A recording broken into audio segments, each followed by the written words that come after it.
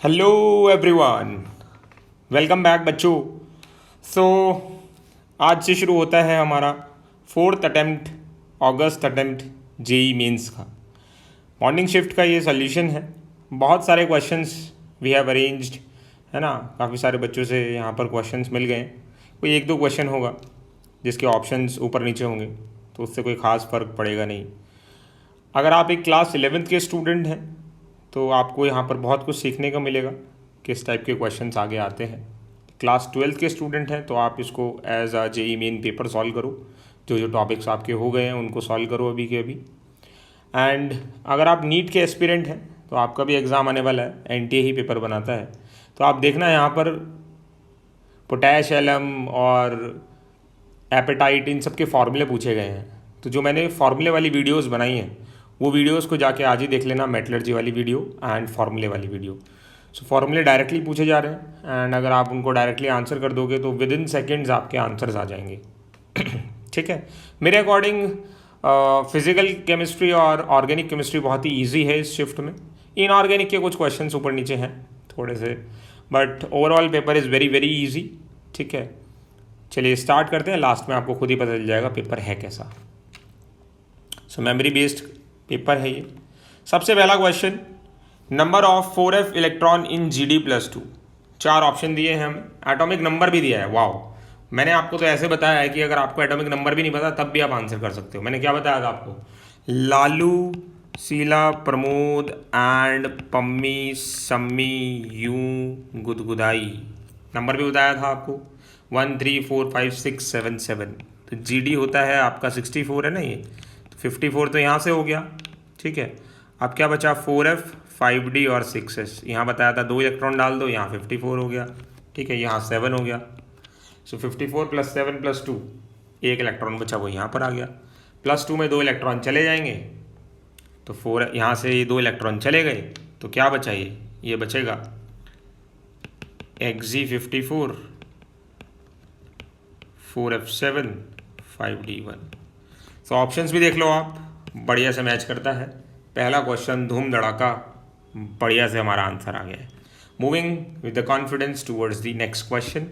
अगर आपको इस पे कुछ नहीं समझ में आया, लेंथेनाइड एक्टेनाइड दोनों की ट्रिक मैं वीडियो बना चुका हूँ, वहाँ से ये सीधा क्वेश्चन आया है। अभी एक हफ्ते पहले वीडियो डाली थी, सीधा क्वेश्चन आपको 4 नंबर मिल गए। अगर किसी ने जेई मेन से पहले वो वीडियो देखी होंगी तो उसका ये क्वेश्चन 101% सही हुआ होगा। आप भी जाके देख सकते हो। नेक्स्ट क्वेश्चन देखिए, इंटर हेलोजन कंपाउंड आपको दिया था IX3, इस पे लोन पेयर पूछे थे। अरे अरे अरे, लड्डू क्वेश्चन। सो आयोडीन पे 7 इलेक्ट्रॉन्स होते हैं, 3 यहाँ दे दिए उसने बॉन्ड बनाने में, बचे 4। तो सेंट्रल एटम पे कितने लोन पेयर बचे? 2 2 2। कितने आदमी थे? 2 2 2, 2 लोन पेयर बचे। Very easy. अगले क्वेश्चन की तरफ चलते हैं। ये देखिए, Frenkel defect shows interstitial as well as vacancy defect. अगर एनसीईआरटी पढ़ी है, अगर नोट्स पढ़े हैं तो वहाँ सीधा सीधा लिखा हुआ है। ये देखिए, Frenkel defect interstitial site, it creates vacancy, interstitial defect dislocation defect, सीधा सीधा यहाँ पर लिखा हुआ है। दूसरा यहाँ पर बोला है फ्रैंकल डिफेक्ट की वजह से it shows colours in F centre, solid shows colour because of F centre. तो बेटा ये फ्रैंकल डिफेक्ट की वजह से नहीं होता। फ्रैंकल डिफेक्ट तो एक स्टोशियोमेट्रिक डिफेक्ट है, और एफ सेंटर कैसा डिफेक्ट है? एक नॉन स्टोशियोमेट्रिक डिफेक्ट है। तो दोनों बहुत ही अलग अलग चीज़ें हैं। तो पहला स्टेटमेंट तो सही हो गया, दूसरा स्टेटमेंट हमारा गलत हो गया। ठीक है, नेक्स्ट आया था question, formula of hydroxyapatite, है ना, इसका फॉर्मूला पूछा था। तो बिल्कुल सीधा क्वेश्चन है, आप देख सकते हैं। एपेटाइट होता है Ca3PO4 ट्वाइस, एनसीईआरटी की लाइन से आया है ये क्वेश्चन। ठीक है, एक फ्लोरो एपेटाइट होता है जिसमें हम फ्लोरीन लेते हैं CaF2, एक हाइड्रोक्सी एपेटाइट होता है जिसमें हम OH लेते हैं। तो सीधा सीधा क्वेश्चन था। ठीक है, हाइड्रोक्सी एपेटाइट का फॉर्मूला पूछा था, ये आपका आंसर हो जाएगा। ठीक है, moving towards the next question, Novolac और फॉर्मेल्डिहाइड से कौन सा पॉलीमर बनता है? तो अगर आपको याद हो, हम नोवोलैक कैसे बनाते हैं, नोट्स एनसीईआरटी से हमेशा क्वेश्चन पॉलीमर का बिल्कुल सीधा सीधा आता है। तो पहले उसमें नोवोलैक बनता है ना, जिसको हम पेंट इंडस्ट्री में यूज़ करते हैं।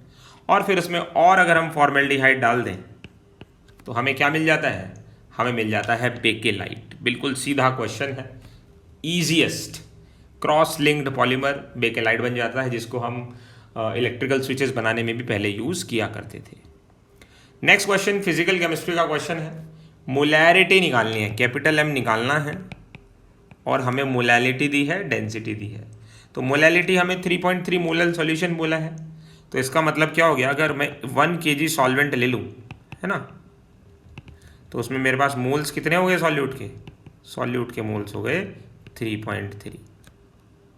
ठीक है, अब अगर मेरे पास मोल्स आ गए तो क्या मैं वेट निकाल सकता हूँ, N = W/m होता है, तो W कितना हो जाएगा, N × m, N हो गया 3.3 और पोटेशियम होता है 39, Cl होता है 35.5।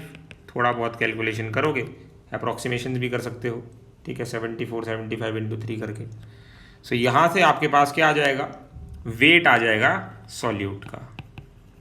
तो वेट ऑफ सॉल्यूट सपोज आपका 250 ग्राम आ गया, तो वेट ऑफ सॉल्यूशन कितना हो जाएगा, सॉल्वेंट प्लस सॉल्यूट 1250 ग्राम हो गया।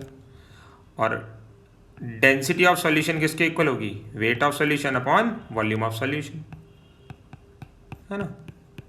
यहाँ से हम क्या निकाल सकते हैं, वॉल्यूम ऑफ सॉल्यूशन निकाल सकते हैं। क्यों निकाल रहे हैं वॉल्यूम ऑफ सॉल्यूशन, क्योंकि हमें मोलैरिटी चाहिए जो होती है moles upon volume of solution in litres, है ना। तो यहाँ से वॉल्यूम ऑफ सॉल्यूशन आ जाएगा हमारा weight of solution upon density of solution, मतलब 1250 अपॉन डेंसिटी कितनी है 1.28 ग्राम पर ml है। तो इसको लीटर में कन्वर्ट करने के लिए क्या करेंगे, 1000 से डिवाइड कर देंगे, तो ये कुछ हो जाएगा 1.25, या फिर ऐसे लिख देता हूँ मैं, कैलकुलेशन आप कर सकते हो, डिवाइडेड बाय 1000। ठीक है, इसको सॉल्व करोगे आप तो ये कुछ इतना आ जाएगा 1.25 अपॉन 1.28। ठीक है, फर्दर हमें मोलैरिटी चाहिए, तो moles by volume of solution in litre, है ना, ये लीटर में आ गया है। मोल्स कितने आए थे, 3.3 आए थे, और ये पुट कर दिया, यहाँ से मोलैरिटी निकाल ली। ऑप्शंस भी बहुत क्लियर थे, कोई आसपास ऐसा ऑप्शन नहीं था, तो थोड़ा बहुत अगर आप अप्रोक्सीमेशन भी कर दोगे तो आपको आंसर मिल जाएगा। वेरी इजी क्वेश्चन, हर एक 11th क्लास के स्टूडेंट को ये आना चाहिए। आगे चलते हैं, suitable method to deionize water, मतलब अगर वाटर के हमें आयंस हटाने हो तो उसके लिए बढ़िया मेथड कौन सा है। ठीक है, सो क्लार्क्स मेथड तो बिल्कुल अलग है ना, इसमें कैल्शियम हाइड्रोक्साइड यूज़ करते हैं, ये तो हार्डनेस का हो गया मेथड। केल्गन अगर आपको याद हो, सोडियम के फॉस्फेट यूज़ करते हैं, हार्डनेस का हो गया फॉर्म। परम्यूटेड भी ऐसे ही है, ठीक है, Na2Al2Si28.XH2O। Synthetic resin is the best method to deionize the water. इसमें कैटायन एक्सचेंज और एनायन एक्सचेंज होता है, और इसमें सारे के सारे हम आयंस वाटर के उनको हम अलग अलग कर सकते हैं। तो आप यहाँ पर देख सकते हो, synthetic resin will be the best method to deionize the water. अभी NCERT जाके खोल लो, तुमको ये मिल जाएगा, बिल्कुल क्लियर कट लिखा हुआ है। हाइड्रोजन चैप्टर अच्छे से पढ़ो, हार्डनेस। नेक्स्ट है, excess CO2 is pass through lime water, then the sequence of the product is, मतलब दो प्रोडक्ट आपको बताने हैं, एक थोड़ा CO2 पास करने पे और एक ज़्यादा CO2 पास करने पे। तो ऑप्शन से तो बहुत ही ईजी हो जाएगा, बिना ऑप्शन के भी हम कर सकते हैं इसको। सो आपको पता है CO2 प्लस लाइम वाटर हम करते हैं तो क्या बनता है, लाइम वाटर कैसा हो जाता है, मिल्की हो जाता है due to the formation of CaCO3। और अगर इसमें हम फिर दोबारा से CO2 पास कर दें in the presence of water, तो क्या बन जाता है, CaHCO3 का ट्वाइस बन जाता है। तो ये वाला ऑप्शन आंसर था, जिसमें CaCO3 दिया था पहले और बाद में CaHCO3 का ट्वाइस दिया था। आगे चलते हैं, इसका प्रोडक्ट बताओ। तो इसका प्रोडक्ट कोई वो बच्चा भी कर सकता है जिसको GOC आती है, मतलब नॉर्मल स्टूडेंट तो कर ही सकता है, जिसको GOC का नॉलेज है वो भी इसको बहुत ईजिली कर सकता है। आपको पता है डबल बॉन्ड पे इलेक्ट्रॉन डेंसिटी हाई है, तो वो HBr पे क्या करेगा, अटैक करेगा। H+ यहाँ पर आएगा, तो आप क्या करो, यहाँ पर कैटायंस बना लो। कौन कौन से कैटायन बन रहे हैं, तो आप यहाँ पर 3 कैटायन बना सकते हो, या तो हाइड्रोजन इधर लगा दो प्लस इधर लगा दो, या एक बना सकते हो आप हाइड्रोजन इधर लगा दो प्लस इधर लगा दो डबल बॉन्ड को हटा के, या एक बना सकते हो हाइड्रोजन इधर लगा दो प्लस इधर लगा दो, है ना। तो तीनों बना के तैयार कर लो, ठीक है, आपने तीनों बना लिए। अब आपको चेक करना है कि इनमें सबसे ज़्यादा स्टेबल कौन है, ठीक है। तो यहाँ पर 4 अल्फा हाइड्रोजन है, आप देख सकते हो 3 यहाँ और 1 यहाँ। यहाँ पर 2 अल्फा हाइड्रोजन ये रहे, और ये एलाइलिक से रेजोनेंस कर सकता है। बट यहाँ देखो 3 और 3 6 अल्फा हाइड्रोजन है और एलाइलिक से रेजोनेंस भी पॉसिबल है, तो this will be the most stable one. अब आपको चेक करना है कि आगे क्या होगा। तो कुछ बच्चे क्या करेंगे, यहीं पर ब्रोमीन लगा देंगे, और कुछ बच्चे क्या करेंगे, रेजोनेंस करने के बाद यहाँ ब्रोमीन लगाएंगे। तो हमें चेक करना है कौन सा प्रोडक्ट बनेगा, ठीक है। तो बेटा वो प्रोडक्ट बनेगा जो ज़्यादा स्टेबल होगा। प्रोडक्ट में क्या बन रहा है, एल्कीन बन रहा है ना। तो अब बच्चे सोचेंगे कि ये प्रोडक्ट बनाऊं या ये प्रोडक्ट बनाऊं। तो आप खुद से पूछो, सेडजेफ रूल आपने पढ़ा होगा। सेडजेफ जी ने क्या बोला था, सेडजेफ जी ने बोला था वो एल्कीन ज़्यादा स्टेबल होती है जो ज़्यादा सब्स्टिट्यूटेड होती है, ठीक है, या जिस पे क्या हो, कम हाइड्रोजन हो। तो यहाँ देखो एल्कीन पे there is 1 hydrogen, yes, okay. तो आप ऐसे भी देख सकते हो, अल्फा हाइड्रोजन से देख लो, ठीक है। तो अगर आप ध्यान से देखो, यहाँ हाइड्रोजन है, यहाँ CH3 है, यहाँ हाइड्रोजन है, तो यहाँ 2 हाइड्रोजन आपको देखने को मिल रहा है। यहाँ इधर देखो एक ही हाइड्रोजन देखने को मिल रहा है। So this is most substituted alkene, so this will be more stable.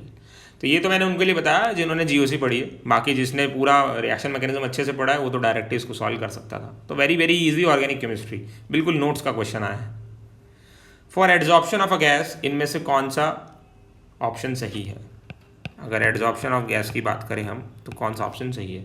देखिए एड्जॉर्प्शन का मतलब क्या है, पहले हमारी गैस इधर उधर घूम रही थी, है ना, अब वो आके एक जगह बैठ गई है।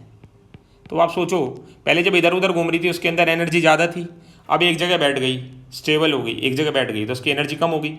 एनर्जी पहले ज़्यादा थी, अब एनर्जी कम हो गई, इसका मतलब एनर्जी क्या हो गई, इसका मतलब एनर्जी रिलीज हो गई। और जब भी एनर्जी रिलीज होती है उसको क्या बोलते हैं, exothermic reaction, delta H less than 0।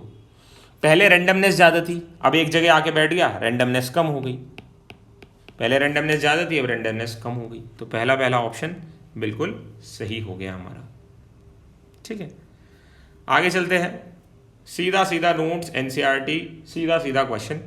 Bromine water with phenol and bromine with non polar solvent क्या बनाएगा विद द फिनॉल। तो पोलर सॉल्वेंट के साथ हमें क्या मिलता है, अभी जाके NCERT देखोगे, सीधा सीधा क्वेश्चन मिलेगा, 2,4,6 ट्राई ब्रोमो फिनॉल मिलता है। बट नॉन पोलर सॉल्वेंट इसको आयनाइज नहीं कर पाता, तो वहाँ पर सिर्फ एक ही प्रोडक्ट बनता है। अब ब्रोमीन कैसा है, ब्रोमीन का भी साइज़ बड़ा है, तो ऑर्थो प्रोडक्ट नहीं बन सकता, तो पैरा प्रोडक्ट आपका बन के तैयार हो जाता है। नेक्स्ट आपको ये कंपाउंड दिया है, इसका नाम आप मुझे चैट में बता सकते हो क्या है, बेंजोफिनॉन है, एसिटोफिनॉन है, एसीटोन है, क्या है। In the presence of bromine and NaOH। तो सीधा सीधा ये टेस्ट है आपका, सीधा सीधा रिएक्शन है, halo halo halo, haloform reaction, haloform test. यहाँ पर कई बार डराने के लिए NaOBr भी दे देता है, ठीक है। यहाँ पर आपका अच्छा है, आपके नसीब का क्वेश्चन है, Br2NaOH दिया है, तो बहुत ही ईजी क्वेश्चन हो गया। क्या होगा उसमें हेलो फॉर्म टेस्ट में, भाई यहाँ से क्या बन जाएगा, ये अगर मैं इसको ऐसे लिख दूँ तो ये टूट जाएगा, ये पार्ट एसिड में कन्वर्ट हो जाएगा, एसिड सॉल्ट, और ये बन जाएगा CHBr3। आयोडीन होता तो CHI3 बन जाता। सीधा क्वेश्चन, मुश्किल से 30 सेकंड भी नहीं लगनी चाहिए इस क्वेश्चन में। ऑप्शन भी तो है मदद करने के लिए। एक्वस सॉल्यूशन किसका वॉयलेट कलर का होता है, wow wow wow.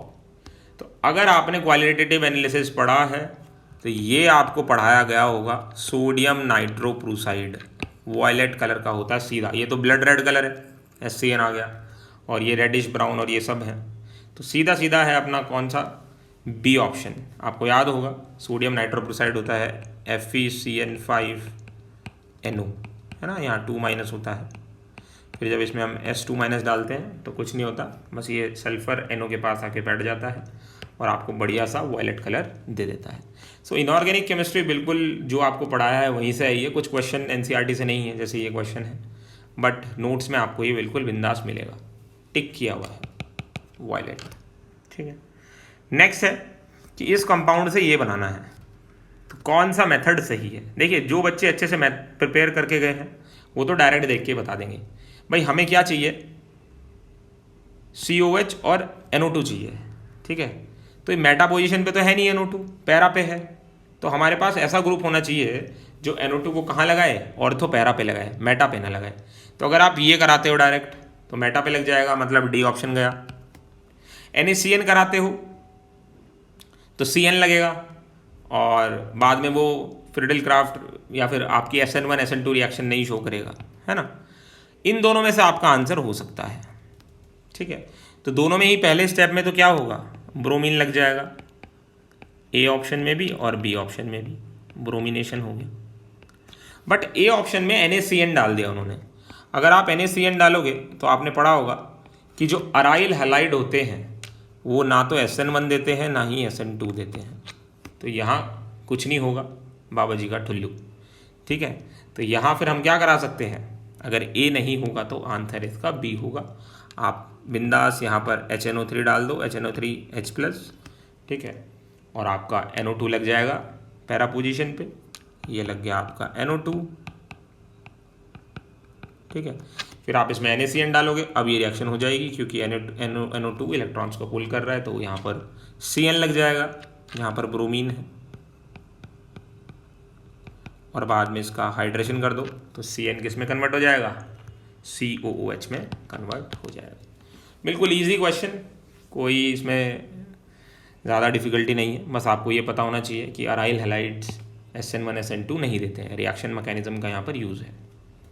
Next, isobutane plus bromine HNu, temperature भी हाई दिया है। तो अगर आप स्मार्ट स्टूडेंट हो, आपने फ्री रेडिकल मैकेनिज्म पढ़े हैं, आपको पता है कि हाई टेम्परेचर है ना 125 डिग्री सेल्सियस, भाई रूम टेम्परेचर से बहुत ऊपर हो गया ना, और सनलाइट के प्रेजेंस में फ्री रेडिकल बनता है। तो आप इस क्वेश्चन को कर सकते हो। क्लोरीन जो होता है वो रिएक्टिव होता है, सेलेक्टिव नहीं होता, बट ब्रोमीन जो होता है वो बहुत ही सेलेक्टिव होता है, और इसका सेलेक्टिव रेशियो जो होता है वो 3 डिग्री का सबसे ज़्यादा होता है, बहुत ही ज़्यादा होता है, फिर 2 डिग्री और फिर 1 डिग्री। तो यहाँ सॉल्व करने की ज़रूरत ही नहीं है, जहाँ 3 डिग्री कार्बोकेटायन बनेगा, जहाँ 3 डिग्री फ्री रेडिकल बनेगा वहीं जाके इसका ब्रोमीन जाके बैठ जाएगा, ठीक है। तो ये हमारा कंपाउंड है, यहाँ हमारा एक हाइड्रोजन होगा, ठीक है, ये ब्रोमीन टूटेगा, HBr निकलेगा, और ब्रोमीन क्या करेगा, यहाँ आके बैठ जाएगा। तो जो इसका सही ऑप्शन था वो कुछ इस स्ट्रक्चर में था, दोनों सेम है, आप देख सकते हो। सो ब्रोमीन इज़ हाईली सेलेक्टिव, ठीक है। हाइड्रोकार्बन्स में आपने ये पढ़ा होगा, फ्री रेडिकल में पढ़ा होगा, फ्री रेडिकल मैकेनिज्म। नेक्स्ट बहुत ही इजी क्वेश्चन था, आयनिक इक्विलिब्रियम बोल सकते हो, बच्चे बोलते हैं आयनिक से बहुत टफ क्वेश्चन आता है, देख लो बेटा कितना इजी क्वेश्चन है।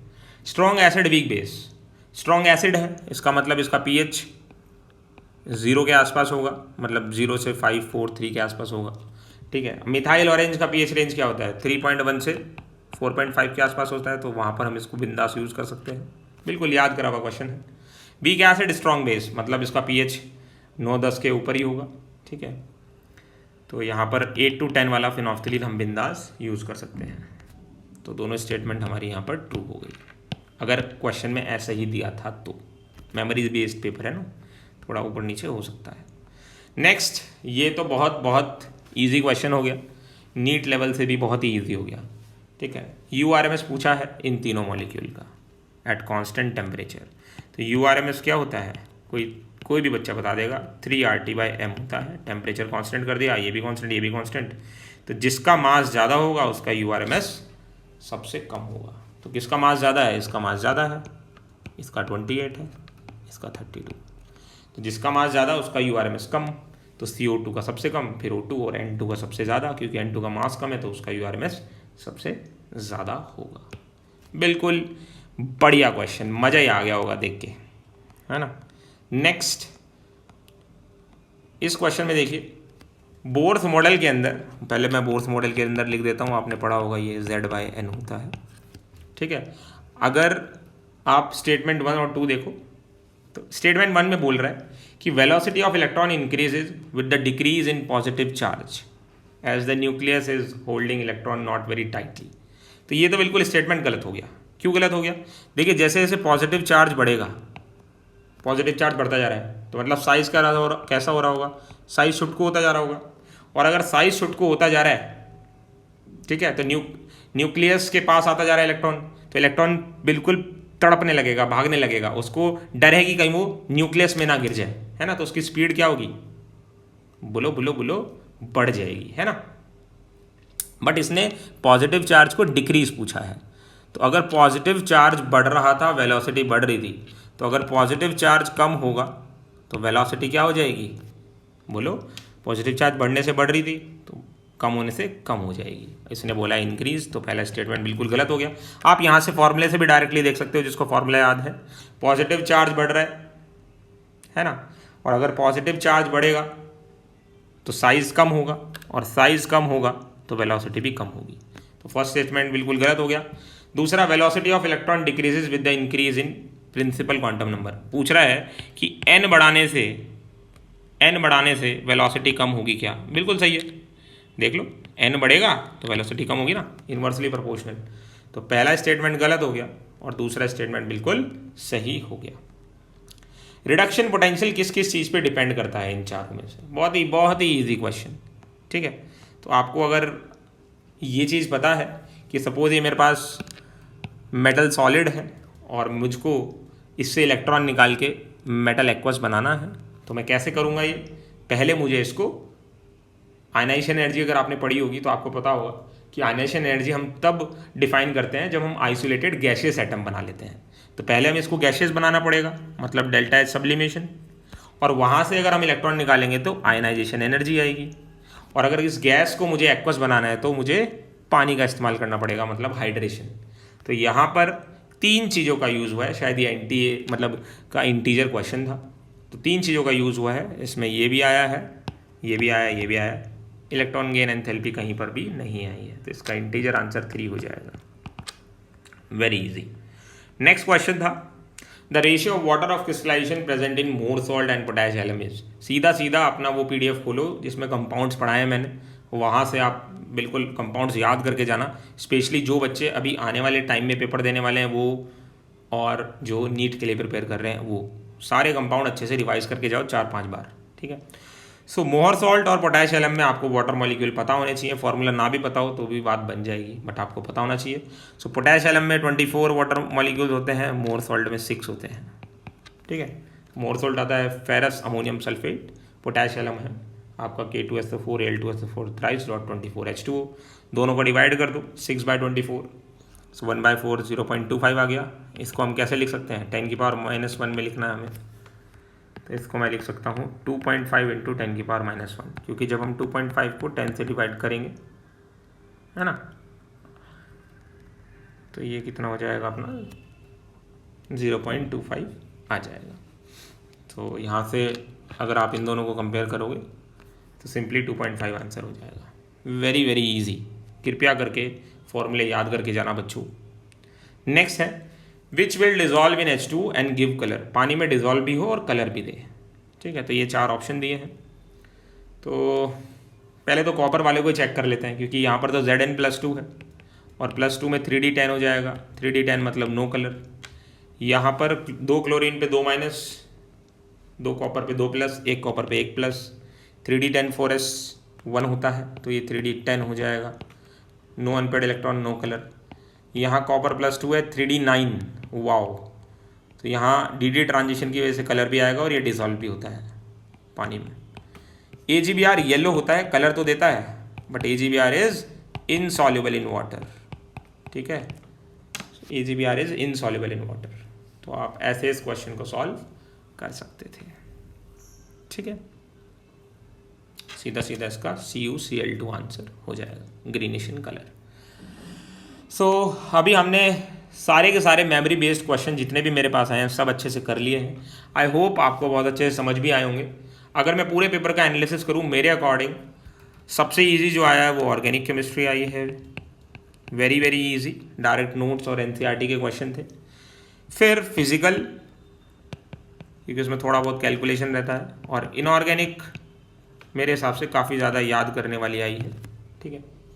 तो आप ऐसे पढ़ाई करते रहें, आपको अप्रोच पता चल गया है कैसे पढ़ाई करनी है, ठीक है। अगर आपने अच्छे से प्रिपरेशन की है तो मैक्सिमम 25 to 30 to 35 मिनट्स में ये सॉल्व हो गया होगा, बाकी टाइम आपने फिजिक्स और मैथ्स सॉल्व करने में यूज़ किया होगा। सो 1% प्रोग्रेस एवरी डे आपको अगर आप करते हो तो एंड ऑफ द ईयर आपकी बहुत ज़्यादा प्रोग्रेस हो जाएगी। तो प्रोग्रेस करते रहें, आगे बढ़ते रहें और चैनल सब्सक्राइब, लाइक, शेयर करते रहें।